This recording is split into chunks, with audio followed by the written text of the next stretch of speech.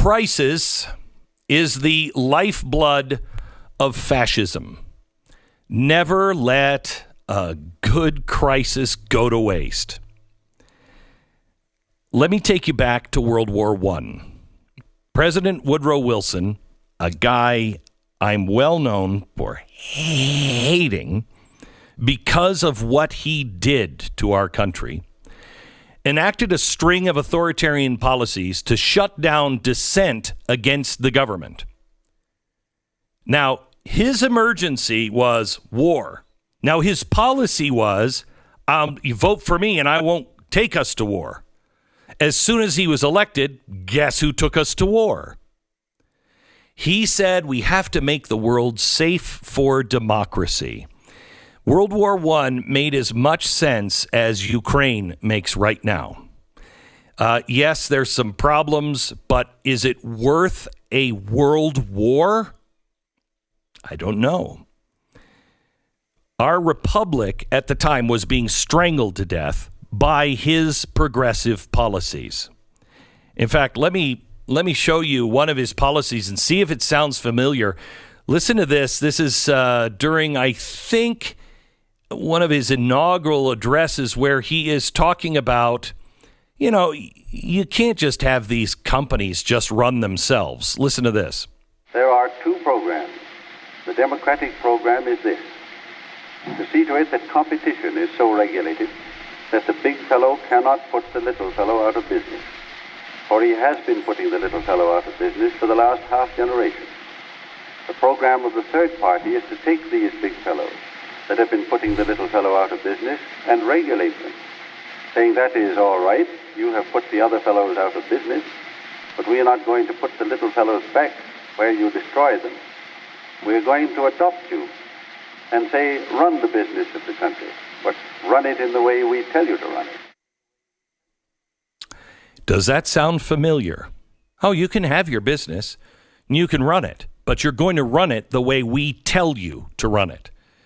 2 days ago, we enacted the Defense Production Act to help with solar panels because the government is seeing companies run their business, but they need to have those businesses run the way they tell them to. This is fascism. Thanks to the Espionage and Sedition Act, dissent became undemocratic. Now, does that sound familiar? The Sedition Act, yeah, that was something that was later struck down after he left office and the people were pardoned. But the Sedition Act was Woodrow Wilson's way of doing what you're going to see if you watch it. By the way, the January 6th trial, watching it on TV, why? Watch Disney. They already have Dumbo. Why do you need to watch that? But it's important to know that sedition is really important and has been used by fascist or fascist wannabes, and I would include John Adams in this, where John Adams said it's unlawful, it's seditious to question the president. No, it's not. Wilson once said, "I'm an advocate of peace, but there are some splendid things that come to a nation through the discipline of war." In the second of the world wars, Wilson's progressive disciple, Franklin Delano Roosevelt, also came to appreciate the splendid discipline of war. In his FDR inaugural address, the first one, this is so terrifying. We're going to play some stuff for you tonight that you probably have never learned about, and it's all being repeated. He said, FDR, "If we are to go forward, we must move as a trained and loyal army willing to sacrifice for the good of common discipline. We are, I know, ready and willing to submit our lives and our property to such discipline, because it makes possible a leadership which aims at a larger good.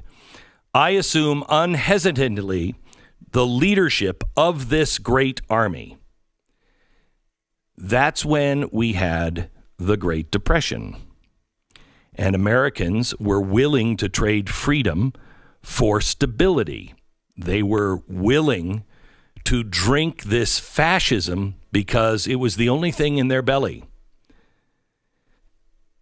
The progressive writer Robert Shaw described it as a fascist means to gain liberal ends. Democracy became thought of as something centrally designed and dutifully maintained by a managerial class. This is what Roosevelt and first Wilson really thought was scientific and the best. People that just know better than the teeming masses. Well, that managerial class is now more powerful than ever before. And we're fighting a bigger, broader, largely undefinable enemy because today the war is with the climate. I went over this. If you missed any of the show today, I want you to go back and listen to the podcast because I went over Janet Yellen yesterday saying, we've just become so dependent on oil. These gas prices are great because we're going to go to green energy. Debbie Stabenow said, buy Teslas, everybody. They're great. There was a story that I went over on the global food shortages, what's happening over in Europe. And what do we have? We have Samantha Power, who is our USAID chief, says that she hopes the food shortages will push farmers towards green energy. Meanwhile, to get our gas prices low, what did Biden do? Biden said no to 70 exemptions for small refineries, which had already been granted under Trump. So they can't up their production level because he said no. But Biden did say that we need 250 million more gallons of renewable fuel, both this year and next. And so he's saying that the farmers, they can farm all they want, but they have to really farm the way we say. They now have to have more ethanol. So while we're going into a food shortage, we are burning food, which will create a food, listen to Samantha Power, a climate change emergency, and an energy shortage, a climate change emergency. Today or yesterday in the New York Times was this story. As the Great Salt Lake dries up, Utah faces an environmental nuclear bomb. How many times have you heard this administration or other administrations say that this is the World War II of our generation?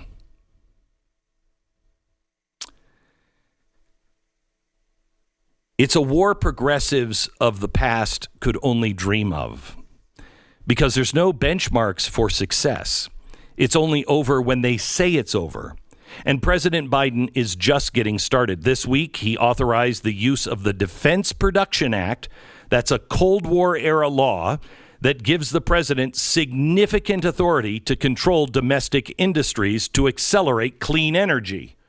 So he has taken over some industries, just like Wilson said, they can stay in business, but they'll do it our way. That is fascism. The Defense Production Act was modeled after the War Powers Act of 1942. And that gave President FDR sweeping authority all throughout World War II. I think Shakespeare said it best. He said, "It's a tale told by an idiot." It's the same old story. Tonight, I am going to take you back to the Roosevelt era. I'm going to show you how everything Biden is doing today is just building on the progressive framework of the past. This will be the last chapter of freedom in America unless we all begin to stand for those people that we can vote for that actually understand what's going on. And I don't mean just voting nationally. It is more important to be all over your local officials and your state officials to make sure that you are voting in the right people. It is going to come down to the states. Tonight at 9 p.m., an episode you do not want to miss. Fascist Fantasies, the dangerous origins of Biden's takeover.